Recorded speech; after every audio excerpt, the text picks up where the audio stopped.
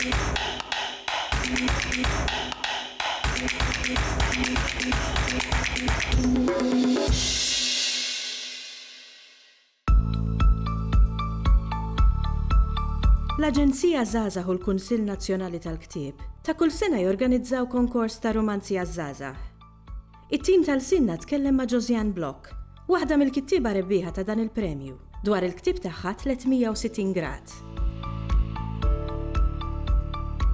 Il-ktieb jismu 360 grad u jitratta l-istorja ta' Claire, tfajla żagħżugħa ta' 15-il sena Maltija li f'mument ta' monotonija tiddeċidi li tibgħat titra u f'din l-ittra tasal l-Ingilterra għand ġuvni Ingliż jismu John. Minn hemmhekk tibda korrispondenza bejniethom u tinbet ħbiberija. Isiru jafu xulxin sew u fl-aħħar mill-aħħar isiru ħbieb kbar. L-idea ġiet jiena persuna li nħobb ħafna nirċievi l-posta u dal-aħħar fil-verità ħlif kontijiet u forsi xi magazines m'għandniex nirċievu. Però minn dejjem anke meta kont żgħira, kont kelli ħbieb minn Spanja, kont nirċievi littri, inġemma l-kartolini wkoll għandi kartolini minn madwar id-dinja u ħassejt il-bżonn li f'dinja teknoloġika fejn kulħadd juża l-emails immorru lura għal xi ħaġa tradizzjonali. U għalhekk iddeċidejt li nikteb ktieb fejn il-maġġoranza tiegħu huma ittri bejn żewġ żgħażagħ.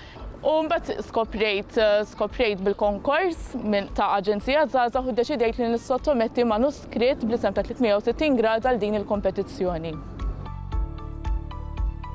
Jiena nemmen ħafna li l-arti mhix qiegħda biss ġo mużew jew titmur x'imkien f'xi studju biex tara l-arti qiegħda madwarna ħafna.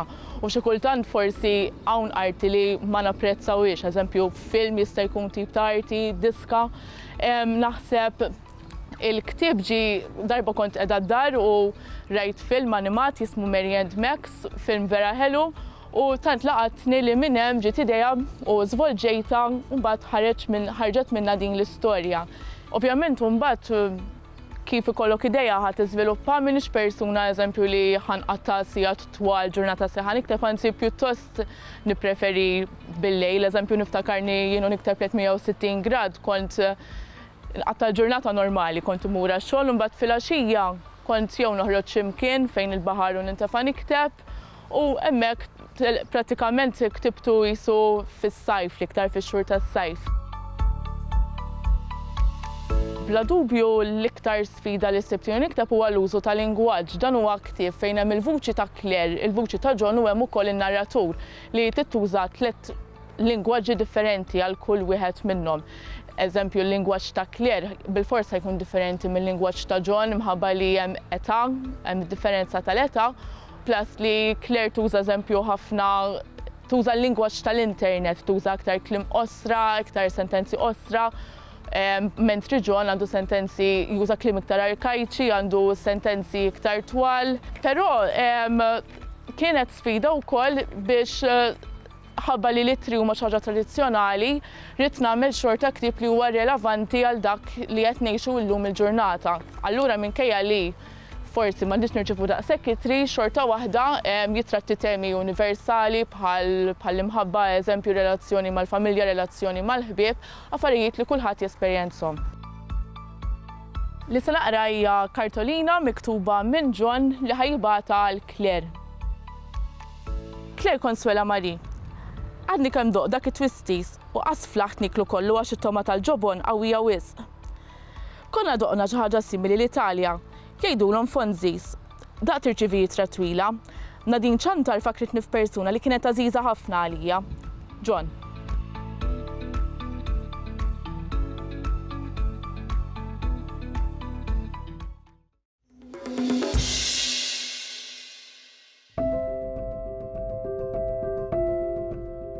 Il-Maltin, bħal bosta Mediterranji oħra, jiċċelebraw il-festi b'intensità kbira.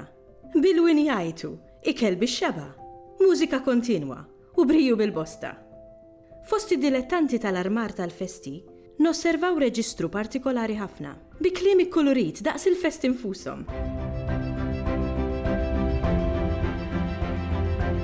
Il-Knisja għandha armar differenti, allura pereżempju bħal ngħidu dan huwa armar tas-sekonda u dan huwa armar tal-festa. Bħal ngħidu aħna il-linef. Eżempju jkun hemm il-linef illi jintramaw għal kuljum, però mbagħad ikun hemm il-linef li jintramaw fil-festa.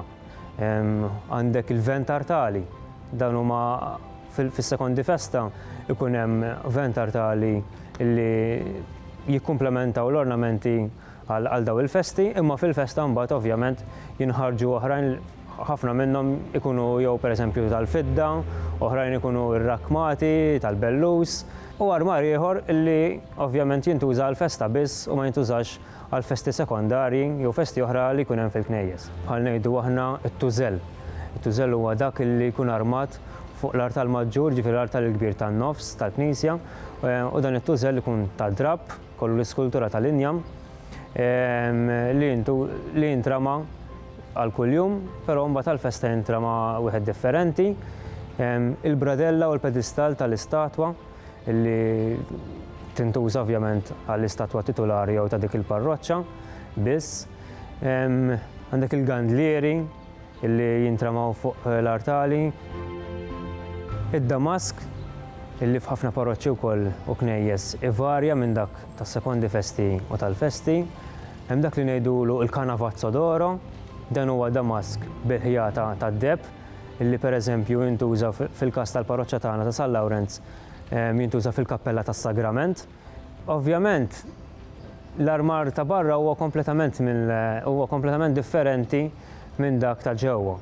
Għalkemm l-armar ta' barra qiegħed hemm biex jikkumplementa l dak ta' ġewwa. Bħal ngħidu aħna għandna t-trufej. X'inhu dan it-trufej? Ikun armat mal-arbli, pereżempju f'xi pjazza, li minnu joħorġu set ta' bnadar li jkunu relatati mal-festa. Għandek il-pavaljuni, il-pilandri li jkunu kanolli li fuqhom ikollhom brazz jew kellha linfa kif isibuha postijiet oħra li tixel bid-dawl. Għandek il-qaddisin li jkunu relatati mal-qaddis li qed tiġi ċċelebra tal-festa għalih. Il-liedna, illum il-ġurnata tintuża liedna tal-plastik minn dik differenti li kienet tintuża tal-ħaxix qabel fil-passat. Fil-Birgu bħal kull post ieħor għandna tradizzjonijiet tagħna u ovvjament dawn it-tradizzjonijiet iġibu kelmiet jew kliem differenti minn postijiet oħra. Fosthom pereżempju għandna dik li nsejħula il-boma. X'inhi din il-boma? Din hija arblu wieqaf li jeħel mas-swar tal-Birgu fit-triq prinċipali fejn magħha jiddendlu diversi tarjoli u dak li ngħidulhom paranki biex tittella l-istatwa ta' San Lawrence fuq kanolla kbira 3 ijiem qabel il-festa. Dik li aħna nsejħula wkoll l-antiviġilja, ġifieri lejlet il-festa li taħbad it-8 ta' Awwissu. Hija kelma illi nużaw prattikament fil-Birgu biss, antiviġilja biex niddiskrivu din il-ġurnata u l-istess il-boma anki kif teħel. Mas-swar tal-Birgu għaliex ovvjament postijiet oħra m'hemmx is-swar illi insibu fil-Birgu. Mbagħad għandna dak li nsejħulu il-ballun tradizzjonali. Dan il-ballun ukoll oriġina fil-Birgu, illum hawn xi żewġ postijiet oħra biss f'Malta li jagħmlu din it-tradizzjoni qrib kif nagħmlu aħna, fejn fil-Marx ta' filgħodu hemm ballun li qabel konna npoġġu xi għasafar fih u meta jasal il-marċ fil-pjazza fil-bidu tal-Marċ ta' filgħodu jinfetaħ u fih joħorġu l-asafar u titfaċċa l-istatwa żgħira ta' Santa Paċenzja u San Lawrence u San Lawrence tifel magħha. Dawn huma żewġ affarijiet illi prattikament issibhom ħanejdu hekk fil-Birgu jew inkella aħjar oriġinaw mill-Birgu mal-wasla wkoll tal-kavallieri li ġabu ħafna tradizzjonijiet oħra magħhom.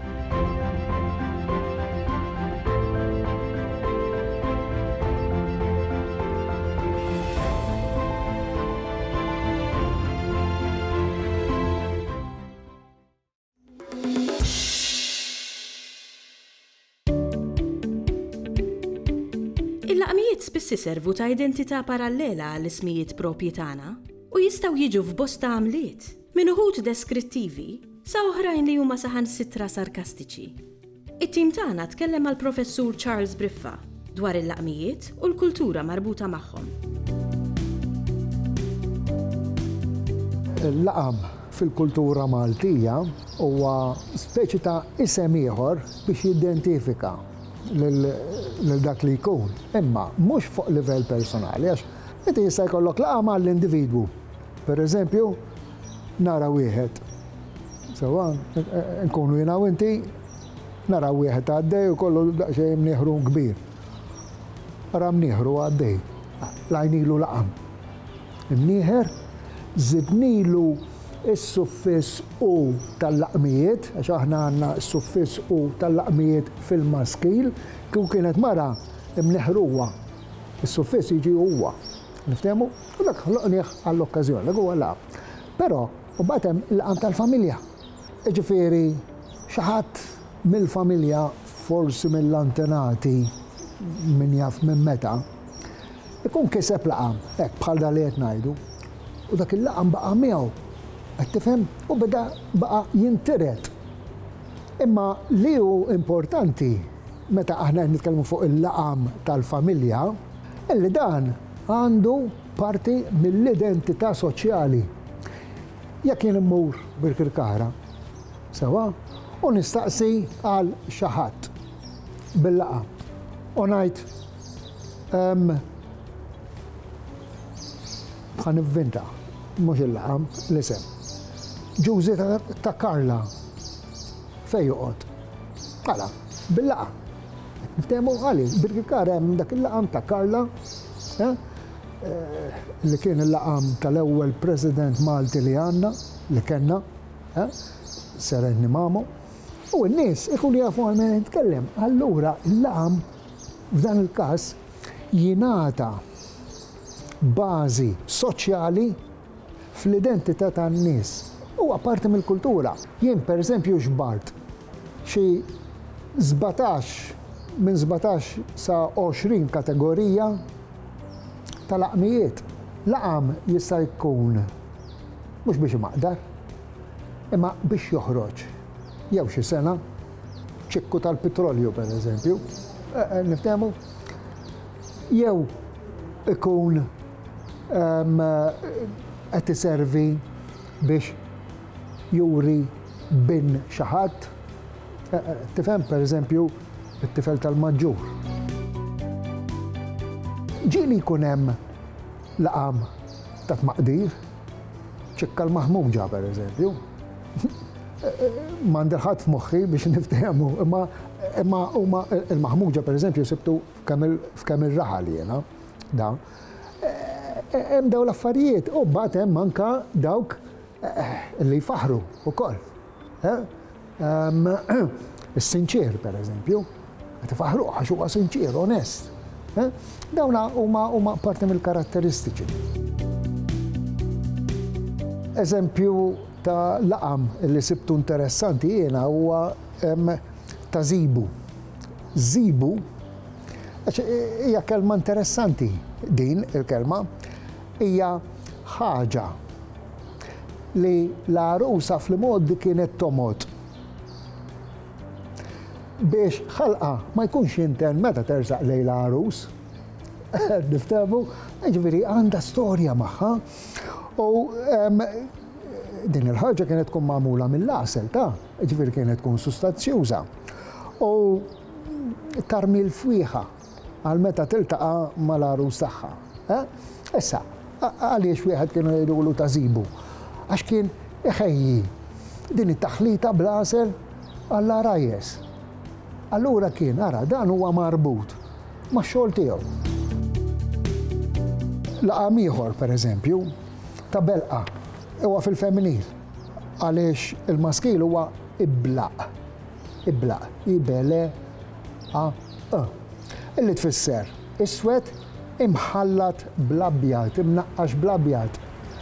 Dana iblaq l-iktar illi jintuża fuq iż-żwiemel biex niftehmu. Imma meta jingħata bħala laqam ta' belqa pereżempju, hawnhekk qed jirreferi għal mara li jkollha xara irmiedi, jiġifieri jibda jsir gris. Allura isejħula belqa. Mhux bil-forsi kunu qed jgħiruha, għax huwa terminu deskrittiv ta' belqa. U bad naturalment jibqa' jintered. Ieħor forsi ta' tmaqdir. Xamina. Xamina tfisser tifla mqarba. Allura xi jkun ġara hawnhekk? Ta' tifla din ikunu semmewa jew laqmuha raja xamina li hi. Aħna ġieli nużaw il-kelma xadina.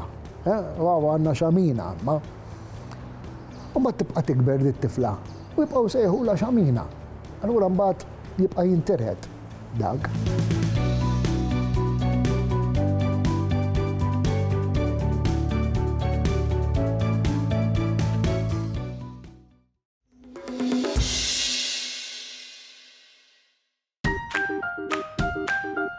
X'ikun l-att tan-nom? Il-kelma qatt imnisla mill-erq għajn d li minnu nnislu kliem ieħor bħal noddu u għoddejna. Bl-att tan-nomi mela inkunu qed nirreferu għall-ammonti tan-nomi. Fil-Malti għandna 3 tipi ta' qatt. Is-singular għal meta jkollna oġġett wieħed, l-att imtenni għal meta jkollna żewġ affarijiet mill-istess ħaġa u l-plural li jfisser ħafna. U għalkemm dan it-qassim jidher sempliċi mal-ewwel daqatajn, hemm ħafna aktar x'jingħad dwaru. Nibdew bis-singular. Is-singular fil-Malti jinqasam f'żewġ tipi. Fuq naħa għandna l-farrat waħdini li bħalma jindika ismu stess jirreferi għal ħaġa waħda biss. Ngħidu aħna naġa jew vapur. Fuq in-naħa l-oħra imbagħad għandna l-kollettiv li juri kollezzjoni u ġabra tal-istess oġġetti. Il-kollettiv jista' jkun morfoloġiku, jiġifieri jissawwar permezz ta' kelma waħda. Ngħidu aħna naġ. Fil-każ tal-kollettiv morfoloġiku, dan dejjem jieħu l-maskil singular u għalhekk ngħidu dan in-naġ. Il-kollettiv jista' jissawwar permezz ta' frażi u nirreferu għalih bħala l-kollettiv f'ġemat jew fi gruppi. Ngħidu aħna merħla għal merħla naġ jew flotta għal flotta vapuri. Jekk għandna żewġ affarijiet mill-istess ħaġa, ġieli ninqdew bl-att imtenni, speċjalment għal kliem ta' nies Arbi. Fil-sinna, l-att imtenni jissawwar biż-żieda ta' suffiss ejn jew għajn u nsibu bosta eżempji tiegħu f'kelmiet marbuta mal-ġisem minħabba n-natura simmetrika tiegħu. Ngħidu aħna għajnejn, widnejn u subgħajn. Spiss jiġri li meta kelma tispiċċa bil-vokali A, indaħlu wkoll it-T marbuta. Ngħidu aħna kelma issir kelmtejn, darba issir darbtejn u 100 issir 200. Mhux li kien li dan jottu ukoll għall-ewro? L-aħħar taqsima tal-att tan-nomi hija l-plural li jfisser ħafna. Anke l-plural jista' jinqasam f'diversi kategoriji. Nibdew mill-plural sħiħ. F'dan il-każ, il-kelma tibqa' sħiħa u jiżdied suffiss magħha. Bħal demp li jagħtina x'nifhmu li hemm aktar minn ħaġa waħda minn dak l-oġġett. Ngħidu aħna triq issir triqat. Ferħ issir ferħiet. U computer issir computers. Imbagħad hemm il-plural miksur. F'dan il-każ, il-kelma donna nkisruha biex nerġgħu nsawruha. Ngħidu aħna tapit issir twapet. Sodda ssir sodot. U roqa issir irqajja. Xi kelmiet jistgħu jieħdu kemm il-plural sħiħ kif ukoll il-plural miksur. Pereżempju triq tista' ssir kemm triqat kif ukoll toroq. Bolla tista' ssir kemm bolli kif ukoll bolol. U kaxxa tista' ssir kemm kaxxi kif ukoll kaxex. Fl-aħħar nett għandna wkoll il-plural tal-plural jew il-plural tat-tip li juri ammonti kbar jew ammonti ta' affarijiet ta' tipi jew speċi differenti. Ngħidu aħna elufijiet u trufijiet. Jew dbieben, spapen u qmuħ. Tajjeb ngħidu li fil-sinna, is-singular jintuża ma' ħaġa waħda jew għal oġġetti tal-istess tip. L-att imtenni jintuża għal żewġ affarijiet u l-plural jintuża meta jkollna bejn żewġ affarijiet u 10. Mill-11 il-qudiem nerġgħu nduru għas-singular.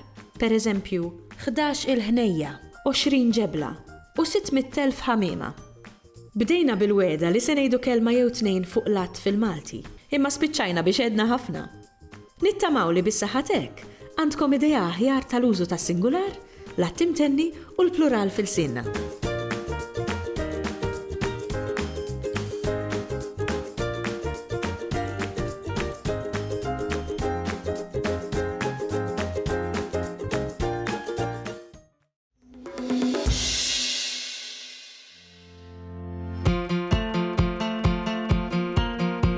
komuni ħafna li fuq it-tabelli tat-toroq, il-frekwenzi tar-radji u fis-supermarkets niltaqgħu ma' aktar minn lingwa waħda minħabba li s-soċjetà tagħna hija multikulturali u għalhekk hija wkoll multilingwi.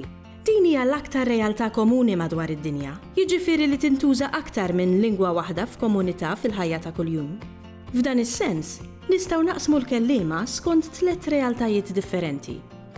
Il-monolingwiżmu, jiġifieri realtà li fiha persuna jew komunità titkellem biss lingwa waħda. Il-bilingwiżmu, realtà li fiha jintużaw 2 lingwi differenti b'mod regolari. U l-multilingwiżmu, realtà li fiha jintużaw 3 lingwi jew aktar b'mod regolari.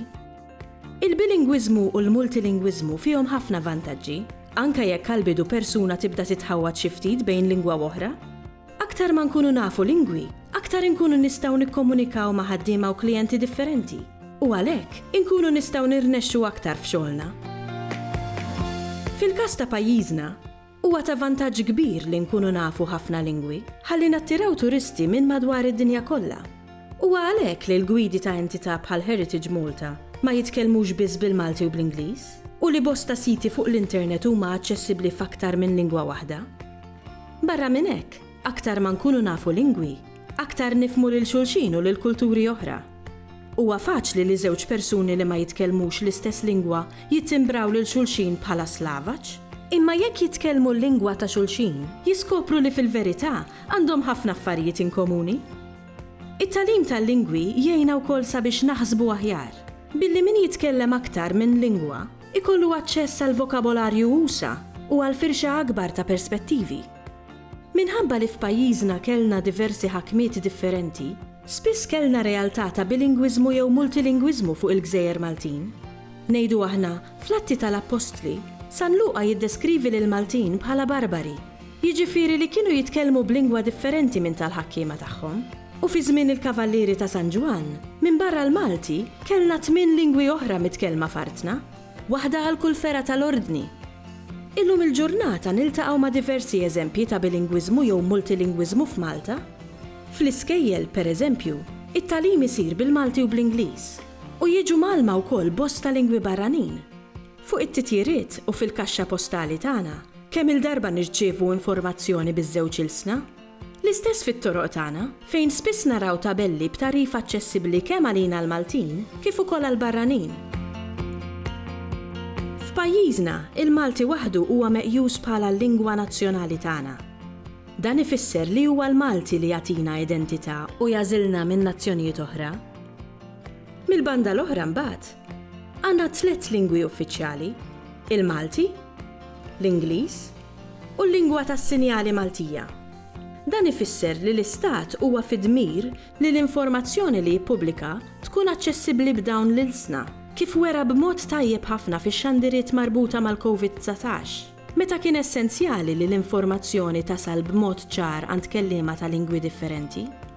Tajjeb insemmu wkoll li l-Malti huwa rikonoxxut ukoll bħala waħda mill-lingwi uffiċjali tal-Unjoni Ewropea u għaldaqstant għandna dritt li naċċessaw il-liġijiet tal-Unjoni bil-sinna wkoll. Din ir-realtà fejn pajjiż ikollu aktar minn lingwa uffiċjali waħda mhix unika għal pajjiżna. Ngħidu aħna għalkemm l-Ispanjol huwa l-lingwa uffiċjali ta' Spanja, l-istess pajjiż jirrikonoxxi lingwi uffiċjali oħra f'reġjuni differenti, bħal Bask fin-naħa tat-Tramuntana u l-Katalan fil-Katalunja. Filwaqt li l-Lussemburgu jinqeda bil-Lussemburgiż, il-Franċiż u l-Ġermaniż.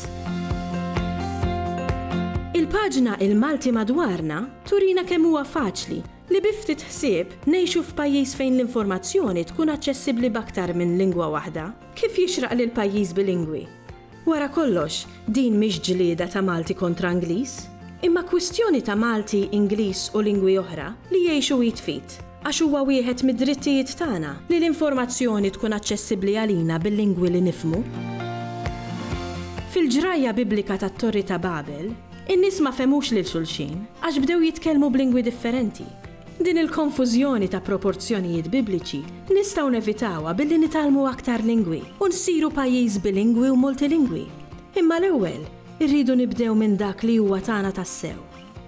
Il-Malti, il-sinna.